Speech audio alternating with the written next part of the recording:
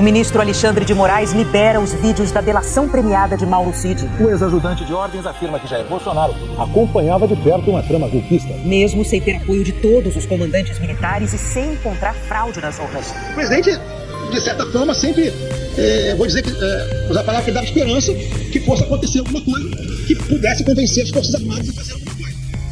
Então esse era o ponto. Mauro Cid diz que recebeu dinheiro do ex-ministro da Defesa Braga Neto para financiar atentados.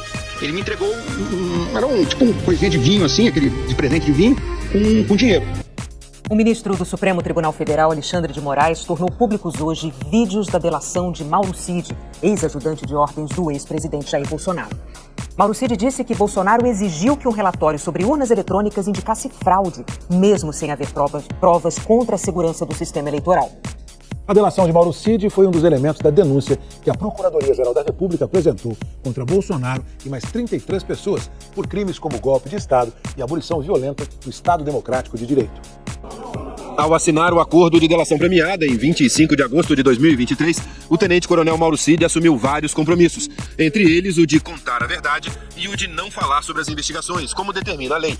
Mas em março do ano passado veio a público uma gravação em que Mauro Cid dizia que estava sendo pressionado pela Polícia Federal durante os depoimentos. Mauro Cid foi preso em seguida, como o Jornal Nacional mostrou em 22 de março do ano passado. O tenente-coronel Mauro Cid, que está naquele comboio de carros, acaba de deixar o Instituto Nacional de Criminalística aqui na Superintendência da Polícia Federal em Brasília, onde passou por exame de corpo de delito. Daqui, ele segue para o batalhão da Polícia do Exército, onde ficará preso. A prisão foi informada a Mauro Cid durante um depoimento ao desembargador Ayrton Vieira, ex-juiz auxiliar do gabinete do ministro Alexandre de Moraes. Eu tenho, no entanto, que cientificar a todos que o senhor ministro relator, Alexandre de Moraes, nos autos da PET 11767 do Distrito Federal, decidiu e decretou a prisão preventiva do senhor Mauro César Barbosa Cid. Mauro Cid leva as mãos à cabeça, se mexe na cadeira. Ele chegou a desmaiar momentos depois de o vídeo ser encerrado. Nesse depoimento, Mauro Cid havia reafirmado que estava ali por livre e espontânea vontade e que não foi pressionado por ninguém. De forma espontânea e voluntária. Ciente do que seria feita a colaboração. E reafirmo não havendo pressão de nada do Polícia Federal nem do Judiciário. Ele ficou preso até o começo de maio, quando foi solto usando tornozeleira eletrônica e proibido de falar com outros investigados. Meses depois, em novembro do ano passado, Mauro Cid foi convocado a dar novos esclarecimentos, agora ao próprio ministro Alexandre de Moraes. O depoimento foi marcado porque relatórios da Polícia Federal mostraram contradições e omissões na delação, o que poderia anular o acordo, como determina a lei. O ministro disse que aquela audiência era a última chance para Mauro Cid contar a verdade sobre o que sabia. Agora, o colaborador tem também, não só benefícios, tem também obrigações.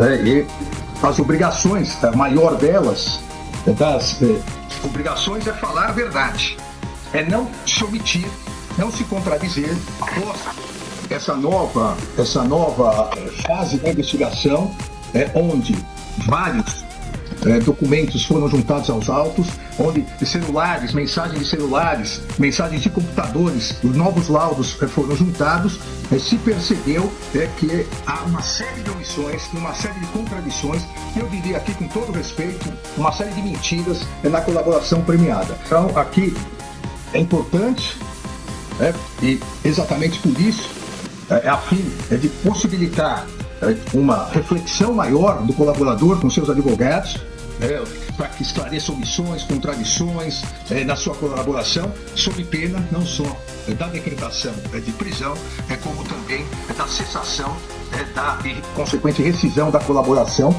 e eventual rescisão englobará inclusive a continuidade das investigações e responsabilização do pai do investigado, de sua esposa e de sua filha mãe. Eu gostaria de saber se o colaborador está plenamente ciente das consequências da manutenção dessas omissões e contradições. Sim, senhor. A colaboração premiada, ela não pode ser seletiva e direcionada. Ela não pode ser utilizada para proteger alguns e prejudicar outros. Aqui, o colaborador, ele dá os fatos. Quem analisa quem será processado ou não é o Ministério Público, é o Procurador-Geral da República. E quem analisa, após a denúncia, eventual denúncia da Procuradoria-Geral da República, se haverá culpabilidade ou não, é o Supremo Tribunal Federal. Não é o colaborador que desde o início analisa, esse não fez nada, eu quero fatos. Por isso que eu marquei essa audiência, eu diria que é a última chance do colaborador dizer a verdade sobre tudo. Nesse mesmo depoimento, o ex-ajudante de ordens Mauro Cid apresentou a versão dele sobre como evoluiu a trama golpista e como o ex-presidente Jair Bolsonaro acompanhava tudo de perto. Mauro Cid contou, por exemplo, que Bolsonaro pressionou o então ministro da Defesa, general Paulo Sérgio Nogueira, a escrever em uma auditoria que houve fraude nas urnas eletrônicas. A auditoria do ministério não encontrou fraudes nem falhas de segurança no sistema eleitoral. O presidente estava pressionando ele para que ele escrevesse isso de outra forma. Ele queria que o presidente escrevesse alguma coisa que não... Na verdade, ele queria que tivesse fraude. Então, foi feita uma construção, uma discussão ali, e o que acabou saindo, eu acho, foi que não se poderia comprovar porque não era possível auditar. Mauro Cid também contou que, mesmo sem conseguir apoio de todos os comandantes militares e sem encontrar fraudes nas urnas, Bolsonaro alimentava a possibilidade de golpe. Em uma troca de mensagens encontrada pela Polícia Federal, o tenente Aparecido Portela, que segundo Mauro Cid era amigo do ex-presidente, aparece pressionando Cid por informações sobre o golpe de Estado. Na mensagem, Portela afirmou: "O pessoal que colaborou com a carne estão me cobrando se vai ser feito mesmo o churrasco." E Cid respondeu: "Vai sim, ponto de honra. Nada está acabado ainda da nossa parte." Mauro Cid confirmou que carne era dinheiro para financiar o churrasco, que era o golpe. Obviamente, aqui, quem é o pessoal e carne é dinheiro. Ou seja, quem estava financiando o golpe está cobrando se vai ter o golpe. Isso. O senhor responde. É nesse sentido. Isso. O senhor responde. Não, nesse sentido. O senhor responde, vai sim. Ponto de honra. Nada está acabado ainda da nossa parte. Eu quero saber o seguinte: quem é o pessoal que colaborou? E estavam colaborando para o quê? Para o dia 8 de janeiro? Ministro, eu acho que estavam colaborando para manter o pessoal lá. Eles estavam nessa angústia de esperar que fosse dado o golpe, esperar que o presidente assinasse um decreto e fosse armado dessa subvenção alguma coisa. E o presidente, de certa forma, sempre, vou dizer que, usar a palavra que dava esperança que fosse acontecer alguma coisa, que pudesse convencer as Forças Armadas a fazer alguma coisa. Então esse era o ponto. A pergunta dele, todos nós aqui concordamos que ele está cobrando porque colaboraram com a carne, com o dinheiro, com infraestrutura, com gente. Mas ele pergunta, vai ser feito mesmo o churrasco que seria o golpe? O que eu quero entender melhor é a sua resposta. O senhor não disse, não sei, vamos ver. O senhor disse, vai sim, ponto de honra. O que o senhor quis dizer com isso? Ministro, eu acho que o contexto foi, que eu falei, era que o presidente ainda mantinha a chama acesa, que pudesse acontecer alguma coisa. Em 2 de janeiro de 2023, um dia após a posse de Lula, Bolsonaro recebeu uma mensagem de um militar indagando se mantinham um acampamento golpista em frente ao QG do Exército. A mensagem foi encontrada pela Polícia Federal e usada na denúncia da PGR contra o ex-presidente. Desmobilizamos a tropa ou permanecemos em alerta? Em outro trecho da delação, Mauro Cid confirma que em uma reunião no dia 7 de dezembro, o então presidente Jair Bolsonaro mostrou aos comandantes das Forças Armadas a denominada Minuta do Golpe. Segundo a denúncia da PGR, Jair Messias Bolsonaro recebeu de Felipe Garcia Martins, que era assessor do presidente, a minuta de decreto que impunha a prisão de autoridades, entre elas os ministros do STF, Alexandre de Moraes e Gilmar Mendes, e o presidente do Senado, Rodrigo Pacheco.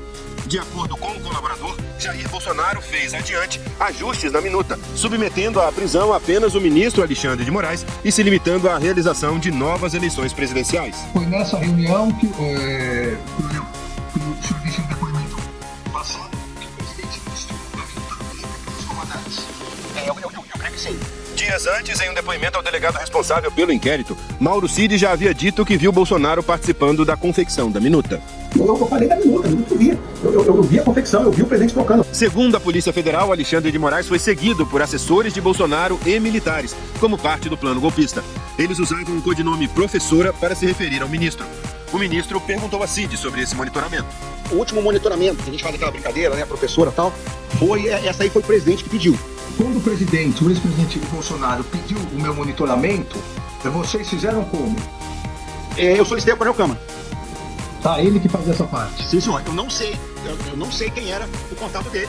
Nunca perguntei, obviamente, quem era o contato dele. Isso aí, ministro, é bem clássico das operações de inteligência e das forças especiais. É compartimentação da informação e necessidade de saber.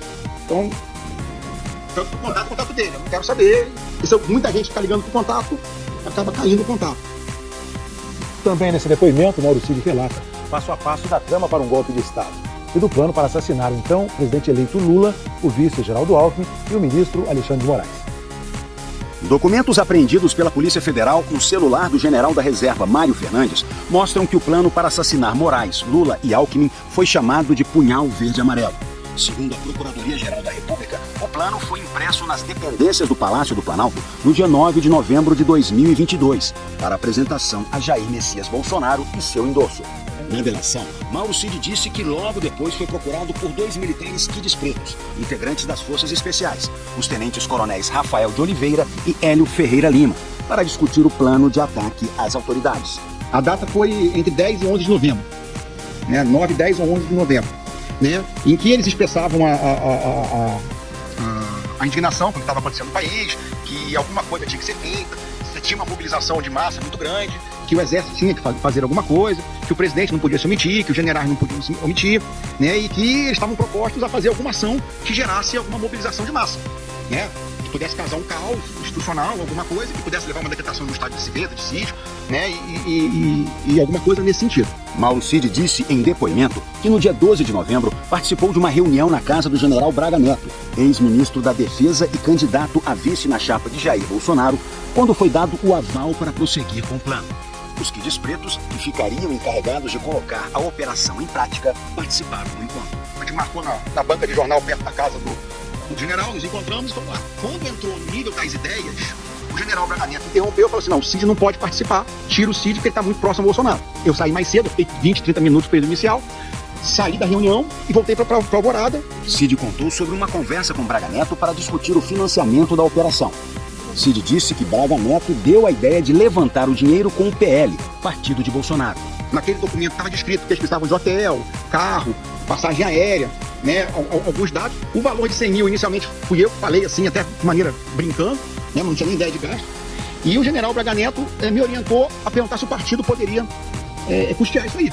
Aí eu fui conversar com o coronel lá, que era responsável pelo partido, não me lembro, recordo o nome dele. Inclusive ele viu o documento, eu imprimi o documento e mostrei para ele o documento, né? Esse documento, o inicial, que tinha só as relações. Aí ele falou que o partido não podia, né, trazer manifestante ou não apoiar esse tipo de material. Cid afirmou que Braga Neto mesmo conseguiu o dinheiro, que entregou a ele numa sacola de transporte de vinho.